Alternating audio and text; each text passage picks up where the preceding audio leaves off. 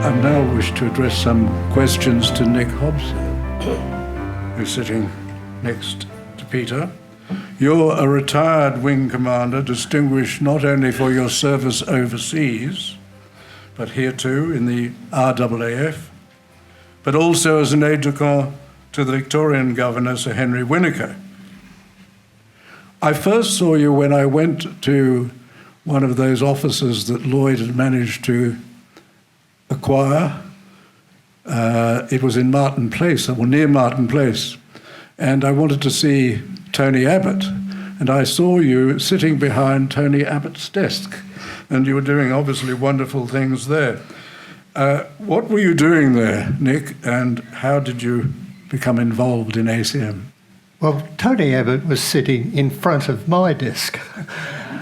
I left the Air Force back in 86 and came to Sydney and joined an organisation, the New South Wales Directorate of Bicentennial Events, and that sat in line with the Festival of Sydney, and was run, both parts of that were run by Stephen Hall, who was a former lead with ACM in the early days.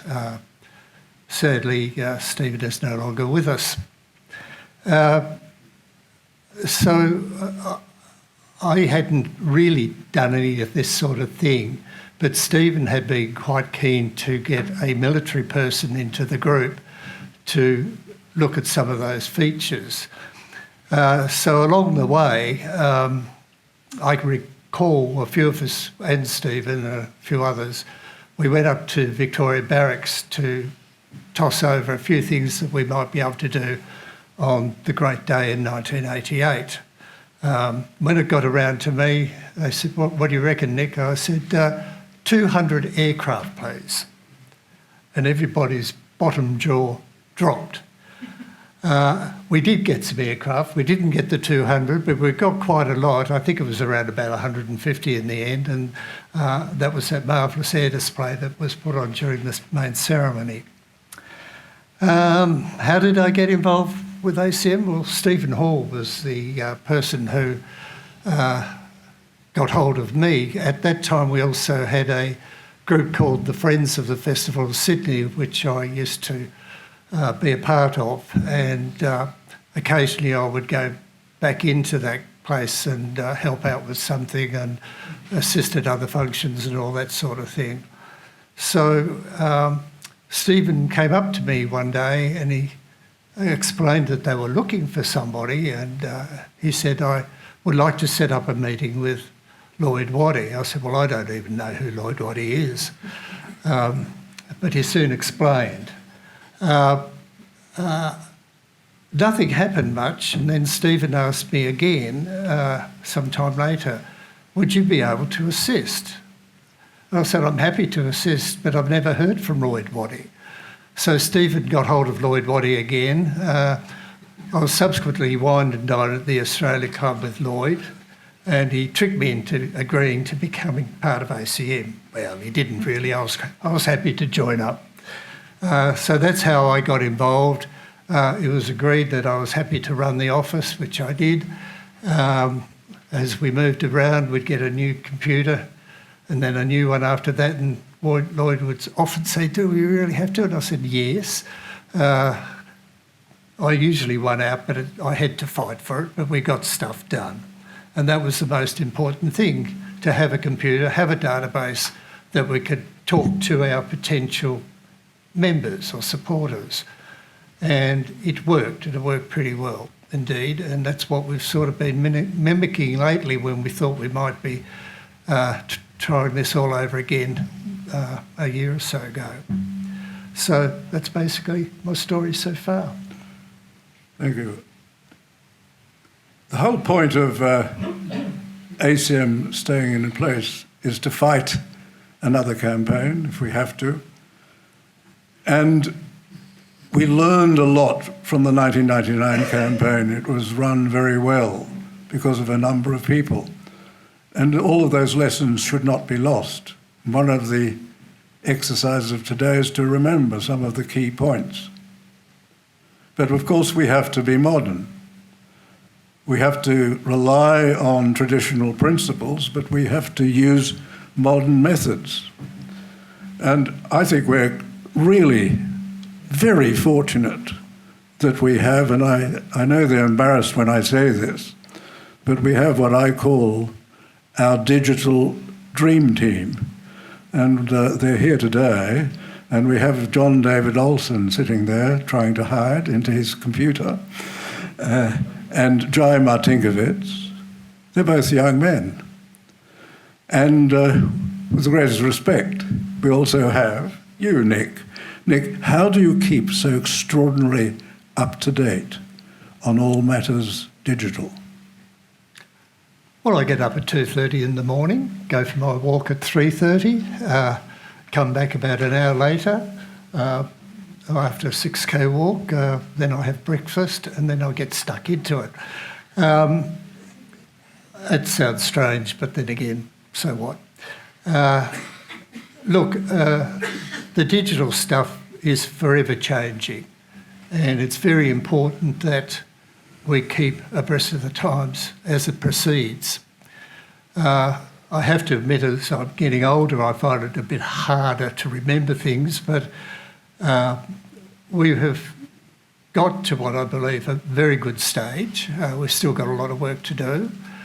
John Olsen has done some marvellous work on the website. I've been mainly concentrating on the database, and we still have a long way to go on some of that. But even if we had to go to war tomorrow, as it were, we'd be well served with what we've got up and running right now.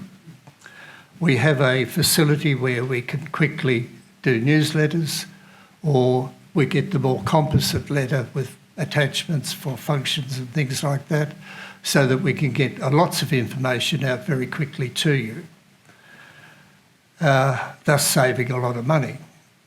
We do still send stuff out by hand, by snail mail, because we have some people who still don't have computers. But that's fine. There's no problem with that. We'll look after you, and you look after us. So it's a mutual arrangement.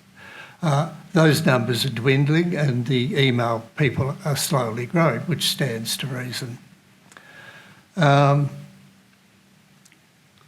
I'm sure, as I've just said, that if we had to start right now, we could do a brilliant job. Thank you. Yes, there are some advantages, and we are really in the digital world. Our Facebook likes are quite extraordinary, and they're real likes. We didn't buy them, and they're approaching 60,000. So we have a lot of contacts on our books, and we are ready to move, if we have to, into a campaign in the digital world. There is a third matter I wanted to raise with you, Nick, and it's one of your interests, and I think it's testimony to your intellectual calibre. This is a complex legal issue which you have completely mastered beyond the grasp which most lawyers would have of it. And it relates to the fact that with the Balfour Declaration in 1926 and the Statute of Westminster, the Dominions effectively became the equals of the United Kingdom. They were independent and of the same status as the United Kingdom. But the Australian states were effectively, well, specifically exempt from the Statute of Westminster. And the reason was simple. When it came to relations between the states and the Crown, the states didn't trust Canberra. In Canada, the provincial lieutenant governors, they don't have governors, the provincial lieutenant governors are appointed by the Governor-General on the advice of the Prime Minister. And imagine what would happen if that were the case here.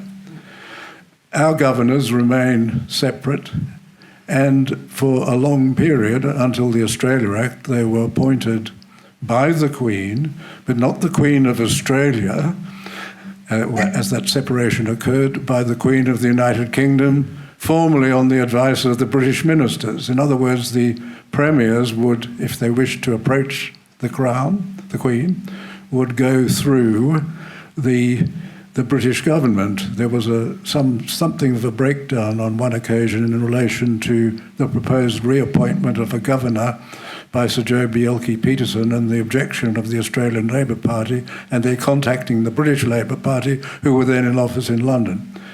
It was overdue for change, but no system could seem to be devised whereby the states could agree with Canberra handling their relations, even if they said they were only being a letterbox. The states of both parties, whoever was in power, just did not trust the politicians in Canberra. You might think they were right. The whole problem, the breakdown, was solved by Her Majesty, for which she is given absolutely no credit by the fake media.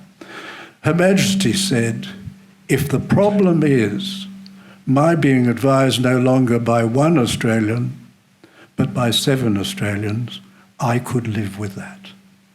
And that's what happened. The states now, in very guarded and careful circumstances, can directly approach the Queen, particularly in relation to the appointment and removal of governors. One of the problems, though, is that the Australia Act also provides that the Australia Act and the Statute of Westminster can be amended. It would have been amended by the Imperial Parliament. Now it can be amended by all of our parliaments, state and federal. They don't worry about the municipal council in Canberra, only real states.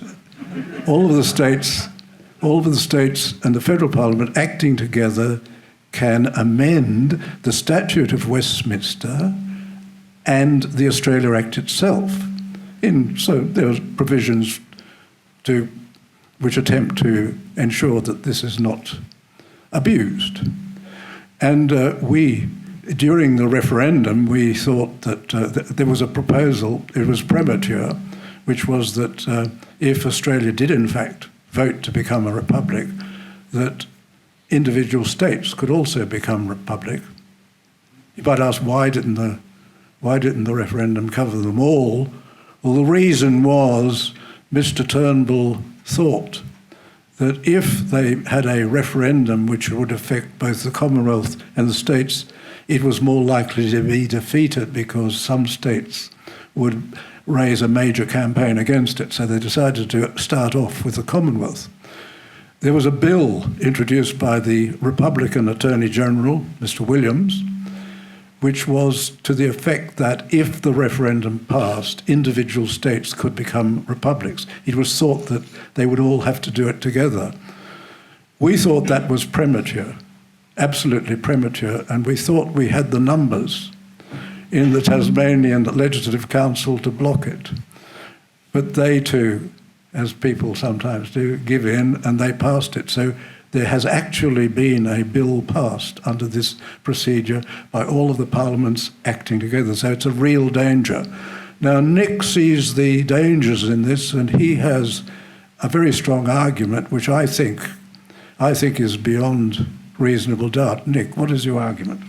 Well, my argument is that we should have a referendum to entrench those two documents, the Australia Acts and the Statute of Westminster, into the Constitution, and so that those parts can only be altered in accordance with Section 128 of the Constitution. In other words, we'd be denying the politicians any involvement per se, and the people would decide, because after all, it is our Constitution, it doesn't belong to the politicians. I wrote a paper some time ago, I've just checked my iPhone, the paper is called Is Our Constitution Safe? It's on my website at statusquo.org. I've just noted that it's up to 27,550. And so it's a layman's view, admittedly, but I did a lot of research. About a month ago, I came across the name of Christopher D. Gilbert, who's a solicitor in Queensland. He's also the senior lecturer in law at the University of Queensland. And I'm going to read the very last paragraph, which won't take long, of his paper. His is obviously more judicially styled to my layman's view, but it's nice to have a layman's view as well as a judicial view. So this is the last paragraph. The Australia Acts have brought about the formal legal independence of Australia, even though in a practical sense, Australia has been independent of Great Britain since at least the end of the Second World War. The Australia Acts were intended to be the formal culmination and recognition of a process that had matured into a practical independence many years ago. Yet, on my view, that's his view, of Section 15, the Australia Act has achieved more than just the formal independence of Australia and the enhancement of powers and positions of the Australian states. The Act provides a backdoor method of constitutional change, independent of Section 128 of the Constitution.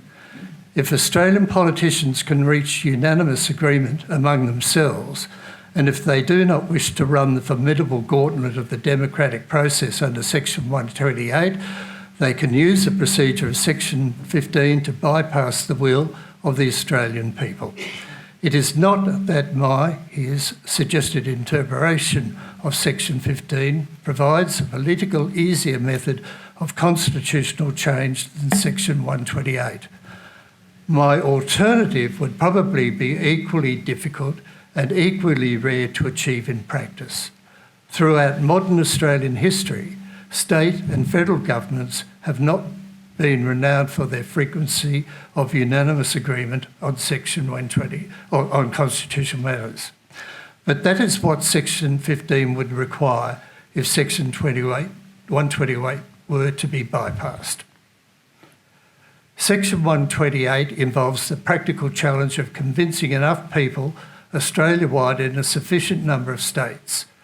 Section 15 of the Australia Act will involve the equally great practical problem of convincing not just enough, but all Australian governments and parliaments, state and federal. The people aren't mentioned in that part. So I think that adequately backs up my view. Others may have a different view. Thank you, David. Thank you. So the fear is the politicians ganging together could perhaps change the country if they dared not go to a referendum, try to change the country into a republic. I think the nation would be outraged, but we think there is that possibility, and that ought to be, if there were to be, as wearing another hat, I've argued there should be another constitutional convention as a federation. If there were to be, this would be one of the things that ought to be fixed up.